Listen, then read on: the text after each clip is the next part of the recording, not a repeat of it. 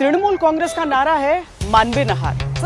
बंगाल पर इस वक्त पूरे देश की नजर है। क्या ममता दीदी का तख्त बरकरार रहेगा? भारतीय जनता पार्टी कहती है पलटनो दरकार। अब पश्चिम बंगाल की सियासी लड़ाई दिलचस्प होती जा रही है। इस बीच दूसरे शहरों से बंगाल पहुंचने वालों की भीड़ भी ज्यादा होने लगी है। इस वक्त welcome back to the channel guys, मैं हूं अतनु और आज हम लोग डिस्कस करेंगे वेस्ट बंगाल को लेके। ये पहला वीडियो है जिसमें मैं वेस्ट बंगाल को लेके डिस्कस कर रहा हूं और इसका मेन रीजन है वेस्ट बंगाल में अभी इलेक्शन होने वाला है। भारी तादाद में बंगाल लौट रहे हैं मुस्लिम मतदाता, खासकर मालदा और मुर्शिदाबाद पहुंचने वालों की तादाद सबसे ज्यादा है। पश्चिम बंगाल की जनता के मन में क्या चल रहा है? माहौल काफी गर्म है। हर कोई एक्सपेक्ट कर रहा है इधर टीएमसी और बीजेपी इस इलेक्शन में जीतेगा। मगर वेस्ट बंगाल का अगर हम लोग पास्ट का पैटर्न चेक करें तो हम लोग को कुछ पता चलता है कि वेस्ट बंगाल में कोई भी पार्टी अगर एक बार आता है तो वो पार्टी लॉन्ग टर्म में वेस्ट बंगाल में रह जाता है। इस बार कौन आएगा ये अगर पता करना है तो हम लोग को वेस्ट बंगाल का पास्ट का पैटर्न को देखना पड़ेगा। तो चलिए शुरू करते हैं आफ्टर इंडिपेंडेंस से। ठीक है, पहला जो चैप्टर है वो है इंडियन नेशनल कांग्रेस। 1951 में जब सेंसस हुआ था उस टाइम में देखा गया था वेस्ट बंगाल में मुस्लिम पॉपुलेशन लगभग 19.4% था। वेस्ट बंगाल में जो ज्यादातर वोट करते थे हर कोई करता था इंडियन नेशनल कांग्रेस में, क्योंकि पार्टी भी ज्यादा नहीं था, ऑप्शंस भी ज्यादा नहीं था और कांग्रेस उस टाइम में इंडिया में ऑल ओवर इंडिया में ज्यादातर जगह में फैला हुआ था। तो इसके बाद भी अगर हम लोग देखें हर कोई पॉलिटिकल पार्टी चाहता है कि अपना जो वोट बैंक है उसको सिक्योर करे या फिर उसको लॉक करके रखे ताकि दूसरा कोई पार्टी उसमें पार्टिसिपेट ना करे। जबकि उस टाइम में कांग्रेस ने वेस्ट बंगाल में अपना जो वोट बैंक है उसको सिक्योर करने के लिए कुछ स्टेप लिया था। पहला जो स्टेप है वो है पोलराइजेशन क्रिएट करना। कैसे? कांग्रेस ने उस टाइम में हिंदू जो मैरिज एक्ट है उसमें डिफरेंट टाइम में डिफरेंट वे में अपने तरफ से टारगेट किया है। जबकि अगर देखा जाए जितना सारा मुस्लिम लॉज थे या फिर जो मुस्लिम उस टाइम में वेस्ट बंगाल में रहते थे उन लोगों को डेलिबरेटली सपोर्ट किया गया है। इसके अलावा अगर हम लोग देखें कांग्रेस ने उस टाइम में वक्त को यूज करके वाकिफ क्रिएट किया।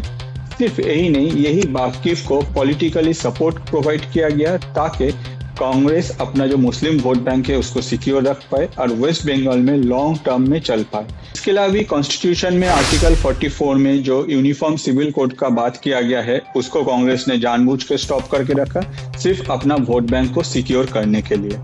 इसके बाद आता है चैप्टर 2, जब कम्युनिस्ट पार्टी या फिर सीपीआईएम का राइज हो रहा था वेस्ट बंगाल में। जो भी कम्युनिस्ट का जो थॉट है उसमें ट्रस्ट करता है वो लोग अपने आप को हमेशा नास्तिक कहते हैं। मगर एक प्रॉब्लम इन लोगों के डीएनए में हर टाइम रह जाता है कि ये लोग नास्तिक होने के बाद भी जो सनातन धर्म के हैं या फिर जो हिंदू धर्म के हैं उन लोगों को हमेशा गाली गलौज करते ही रहते हैं। ये उन लोगों का एक डीएनए का प्रॉब्लम है। चाहे आप इंडिया में कोई भी लोकेशन देख लीजिए जहाँ कम्युनिस्ट पार्टी है या फिर उनके जो लीडर्स है वो लोग हमेशा सनातन धर्म को या फिर हिंदू धर्म को टारगेट करेगा।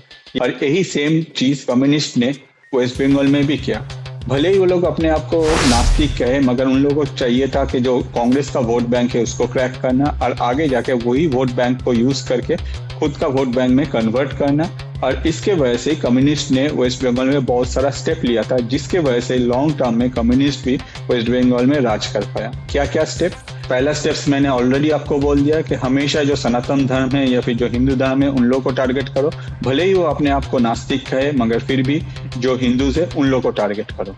दूसरा स्टेप था वेस्ट बंगाल में लैंड रिफॉर्म्स।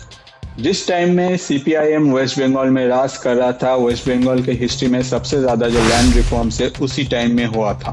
क्यों? सीपीआईएम चाहता था कि जो मुस्लिम से उन लोगों को ज्यादा से ज्यादा लैंड प्रोवाइड किया जाए जिससे उन लोगों का जो वोट बैंक है वो परमानेंटली शिफ्ट हो जाए और हर कोई मुस्लिम भले ही वो दूसरे कंट्री से भी आया हो वो हमेशा जो कम्युनिस्ट पार्टी है उनको वोट करे instead of Indian national Congress. Third step है सीपीआईएम के द्वारा 1989 में एक सर्कुलर रिलीज किया गया जिस सर्कुलर में कहा गया कि जितना भी मुस्लिम इन्वेडर्स है या फिर उन लोगों का जो भी क्या कराया है जिसका अगर देखा जाए अनलिमिटेड प्रूफ है, हर ऐसा स्टोरी को जो बुक से वेस्ट बंगाल में पढ़ाने वाला जो भी किताब है उससे रिमूव करो। मतलब जितना भी इन्वेडर्स चाहे वो हिंदू टेम्पल्स को ख़त्म किया है या फिर हिंदू को खून किया है या फिर हिंदू के ऊपर डिफरेंट वे में अत्याचार किया है, इन सारे स्टोरीज को हमेशा के लिए वेस्ट बंगाल का जो एजुकेशन सिस्टम है उससे रिमूव करो। इसके वजह से जो वेस्ट बंगाल में जो स्टूडेंट्स थे वो लोग कभी भी एग्जैक्ट जो हिस्ट्री है वो जान नहीं पाया और हमेशा के लिए एक लॉन्ग टर्म में CPIM को जो मुस्लिम वोटर्स था, जो मुस्लिम वोट्स था, उनको सपोर्ट मिल गया, अपना वोट बैंक को परमानेंट कर लिया इस स्टेप के वजह से। इसके बाद आता है नेक्स्ट चैप्टर, नेक्स्ट पार्टी, वो है तृणमूल कांग्रेस।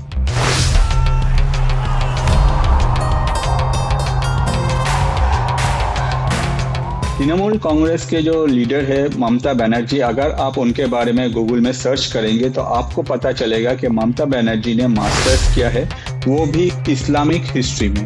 मतलब उनके पास ये जो नॉलेज है इस्लामिक जो पीपल है उन लोगों के बारे में, वो काफ़ी पक्का है और उन्होंने अपना नॉलेज को यूज़ किया वेस्ट बंगाल में रूल करने के लिए। कैसे, एक एक करके बताता हूँ। ममता बनर्जी ने अपने तरफ से वेस्ट बंगाल में जितना भी मुस्लिम बसते हैं सबको OBC कैटेगरी के अंदर में इंक्लूड करने के लिए कोशिश किया, जिससे उन लोग को कुछ एक्स्ट्रा बेनिफिट मिले। मगर कोलकाता हाई कोर्ट ने 2024 में उनका ये जो डिसीजन था इसको अनकॉन्स्टिट्यूशनल कहा।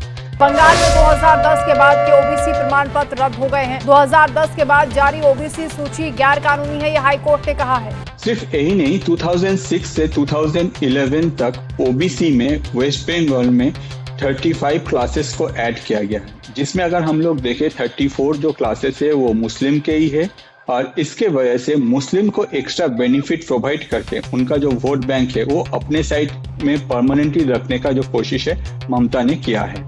2012 में ममता ने अपने तरफ से वेस्ट बंगाल में एक सर्कुलर जारी किया, जिसमें उन्होंने कहा कि कोई भी एरिया में अगर 10% से ज़्यादा पीपल उर्दू में बात करता है तो वहाँ का लैंग्वेज है वो उर्दू होगा और ओवरऑल अगर उस एरिया में जो मदरसा है उन लोग को ज़्यादा से ज़्यादा ग्रो किया जाएगा। सिर्फ यही नहीं, उस एरिया में जो मदरसा चलाते हैं, जो इमाम है, उन लोग का जो भत्ता है उसको भी इंक्रीज किया ममता बनर्जी ने। ইমামদের জন্য আমি 500 টাকা বাড়ালাম, মুয়াজ্জিমদের জন্যও 500 টাকা বাড়ালাম।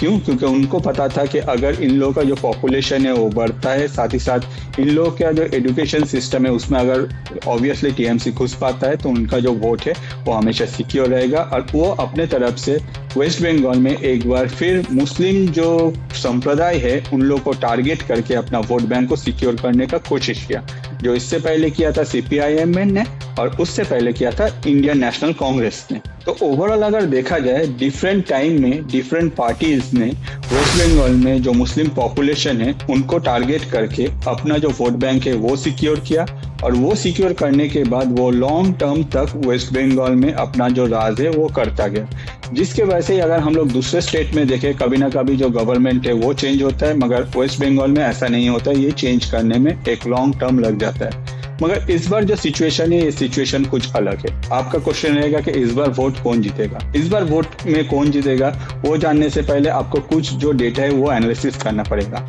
पहला जो है, जैसे हम लोग को पता है कि इस बार SIR होने के वजह से राउंड अबाउट 91 लाख पीपल का जो नाम है वो कट गया है, वो लोग वोट नहीं दे पाएंगे। हाँ, जो ट्राइब्यूनल में है, जिन लोगों को इलेक्शन कमीशन परमिशन देगा वो लोग अभी ऑब्वियसली अपना जो वोट है वो कास्ट कर पाएगा। तो ऑब्वियसली हम लोग एक्सपेक्ट कर सकते हैं कि एक huge amount of vote West Bengal में जो छप्पा वोट कहा जाता है वो इस बार नहीं होगा। नेक्स्ट जो फैक्टर है, जितना भी पार्टीज है वेस्ट बंगाल में उसमें अभी जो सबसे ज़्यादा टकरार है वो है वेस्ट बंगाल में BJP के साथ तृणमूल कांग्रेस का।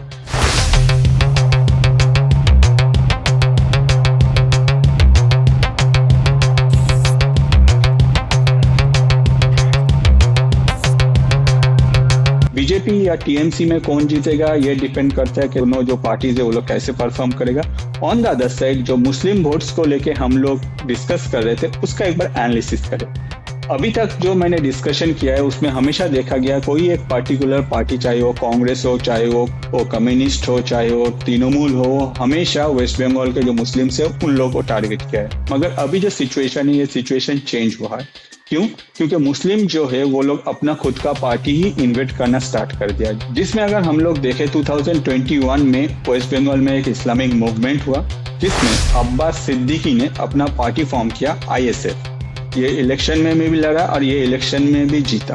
अगर आपको पता है तो ये अब्बास सिद्दीकी वही है जो कोरोना के टाइम में अपने अल्लाह से प्रेयर किया था कि लगभग 50 करोड़ जो इंडियन है उन लोग मर जाए। अब्बास सिद्दीकी जी, आपके एक और बयान की चर्चा होती है और अपुष्ट रूप से कि अल्लाह से कहो कि कोई ऐसा खतरनाक वायरस भेजें जिससे 50 करोड़ लोग मर जाएं। हम वही सोच रहे थे। और वही लीडर जाके इलेक्शन भी जीता और वो अभी जाके वेस्ट बंगाल में फिर से इलेक्शन लड़ रहा है। तो एक बार सोचिए हम लोग का जो लीडर है वो कैसे है। जब कोरोना आया था दुनिया भर में इंडियन मेड जो वैक्सीन था वो सप्लाई कर रहा था इंडियन गवर्नमेंट के डिफरेंट वे से, जो भी सिटीजन है उन लोगों को सेफ गार्ड किया जाए। तब जाके हमारे एक लीडर ऐसा मांगा अपना अल्लाह के पास। अगर आपको ये बात झूठ लगता है तो आप यूट्यूब में सर्च करके वीडियो भी देख सकते हैं। इसके अलावा भी वेस्ट बंगाल में अभी अगर देखा जाए बहुत सारे मुस्लिम पार्टीज एक्टिवेट है, जिसमें AIMIM जो कि असाउद्दीन ओवैसी का पार्टी है, हैदराबाद के जो ओवैसी है उनका पार्टी है, वो एक्टिव है।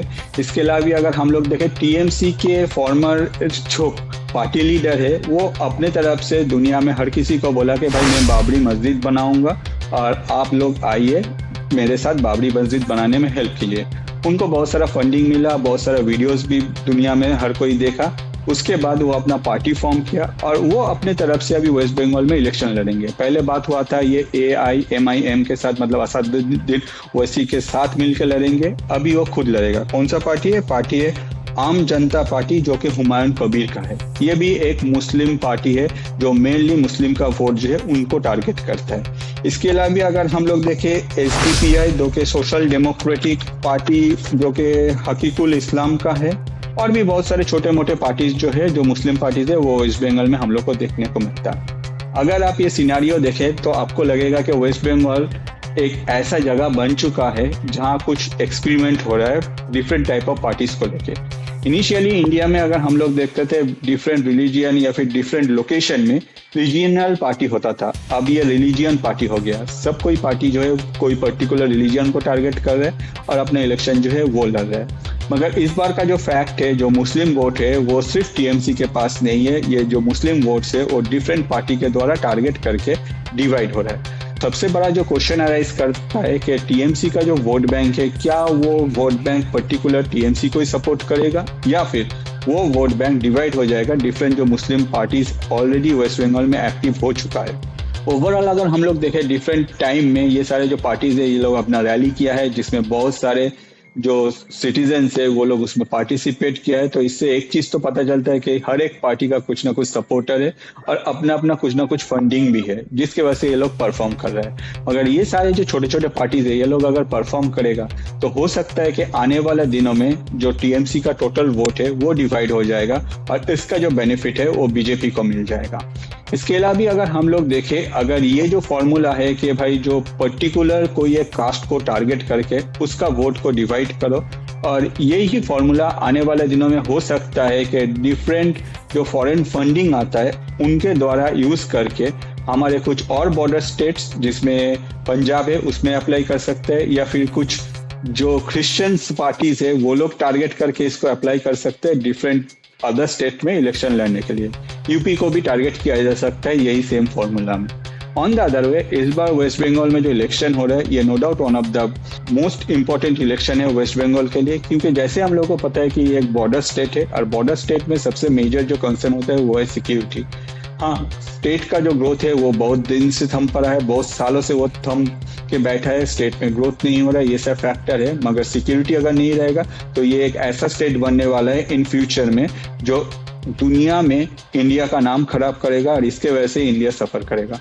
प्लीज आपका जो सोच है वो कमेंट कीजिए। होपफुली ये वीडियो आपको अच्छा लगा। नेक्स्ट वीडियो लेकर मैं फिर से हाजिर हो जाऊंगा। वीडियो एंड तक देखने के लिए काफी सारा धन्यवाद।